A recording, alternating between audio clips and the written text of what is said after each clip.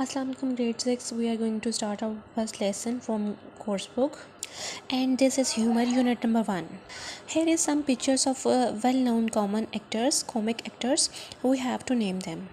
So class, here is the photographs with the names. We have to match the photographs with the names. Write the correct letter in the blanks below. I have written the correct letter in the blanks below.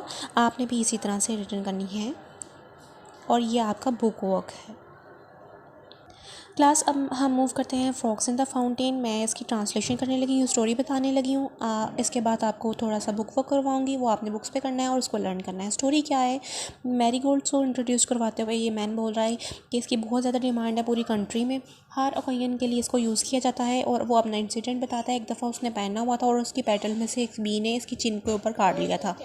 तो गुहर उससे पूछता है कि ऐसी यही वजह है कि आपकी चिन जो है वो डबल चिन है। तो वो ये आगे से बताता है कि नहीं, ऐसा नहीं है, उनकी ग्रैंड मदर की थी। वो ये एक्सप्लेन करते हैं कि उनकी ग्रैंड मदर की थी, जो कि एक स्टबर्न लेडी थी और जिनकी वजह से उनकी भी हैं। और वो अपनी ग्रैंड मदर का थोड़ा सा करेक्टर बताती हैं और ये बताते हैं कि वो हमेशा उनको बचपन में 2 कोफ्तास के ऊपर रिस्ट्रिक्ट करती थी, ठीक है। और चूँकि वो चाहते थे खाना, लेकिन वो मतलब रिस्ट्रिक्ट थे, इसलिए वो नहीं थे करते। लेकिन अब वो मैच्योर हैं और ख़ुद अर्न कर रहे हैं। तो वो एक करेक्टर है डॉक्टर बेग, जो कि उनका एक साल में एक दफ़ा आते हैं उनके चेकअप के लिए।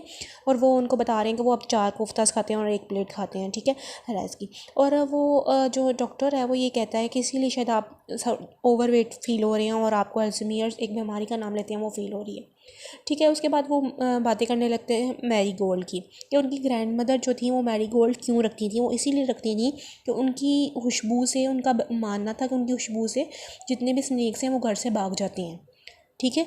ये बिलीव था उनका। बच्चों, मैं नेक्स्ट पेज की ट्रांसलेशन करने लगी हूँ। इस पेज में क्या हो रहा है, और इस बिलीव की वजह से उनको कभी स्नेक्स तो नज़र नहीं आए, लेकिन एक यहाँ पे फाउंटेन था घर में, जो कि मेरी ग्रैंड मदर के मरने के बाद किसी ने उसकी टेक केयर नहीं की। और वहाँ पे बारिश के पानी के खड़े होने की वजह से काफ़ी ज़्यादा जो टेडपोल्स है वो ग्रो कर रही हैं और फ्रॉक्स बढ़ते जा रहे हैं डे बाई डे।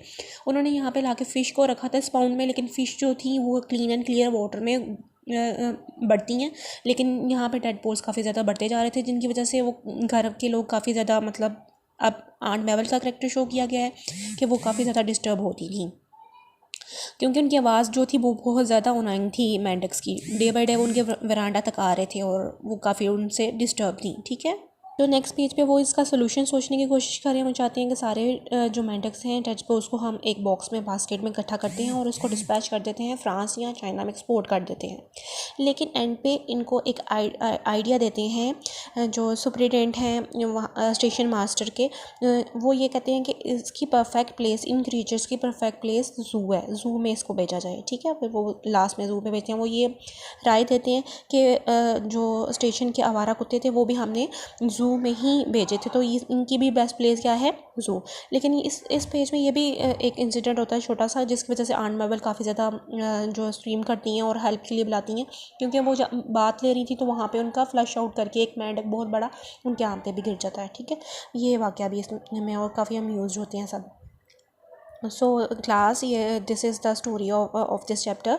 आपने इसको word to word read out करना है, ये आपका होमवर्क है। Now move to its book work. मैं आपको इसका बुक वर्क करवाती हूँ, आपने वो बुक्स पे ही करना है और लर्न करना है, ठीक है। Our first question is write the writer says he had a double chin because हमने correct answer को correct करना है। B1 is correct answer. His grandmother had one, ठीक है। Now move to question number 3, boys and girls. Granny surrounded her house with marigolds because she thought the smell would keep the snakes away. Alright, you have to take A. Okay, on next page we have to choose the appropriate smell word from the list above. ऊपर list दी गई है, उसमें से हमने choose किए हैं और इसको फिलअप किया है ब्लैंक्स को। ए एंड बी में दोनों में यही है कि हमने अकॉर्डिंग टू सेंस इसका करेक्ट वर्ड चूज़ करके तो ब्लैंक में लिखा है। मैंने इसको करेक्ट करके इसको ब्लैंक में लिखा है, आप लोग भी इसी तरह अपनी बुक्स पे लिख लें।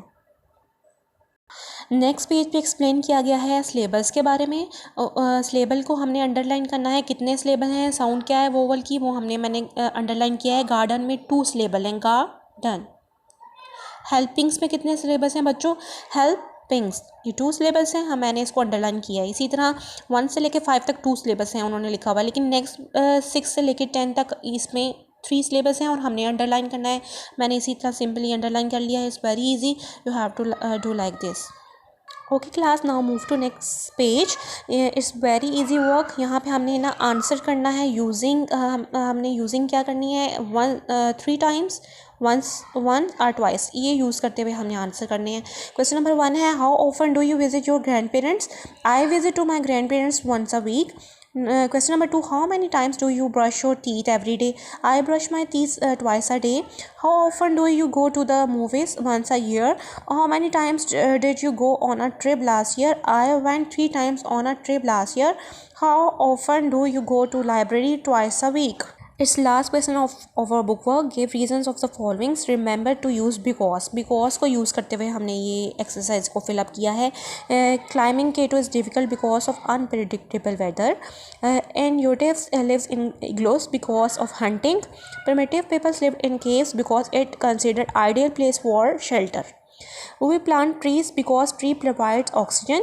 Some people wear spectacles because of fuzzy vision. ठीक है, अपनी विजन की वीक होने की वजह से वो ग्लासेस वेयर करते हैं.